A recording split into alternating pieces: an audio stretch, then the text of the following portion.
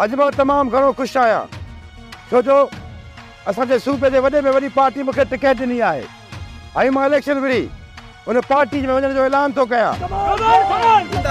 हाकिम खान जिंदाबाद, हाकिम खान 3 महीननि जे अंदरि इलेक्शन थिए पई।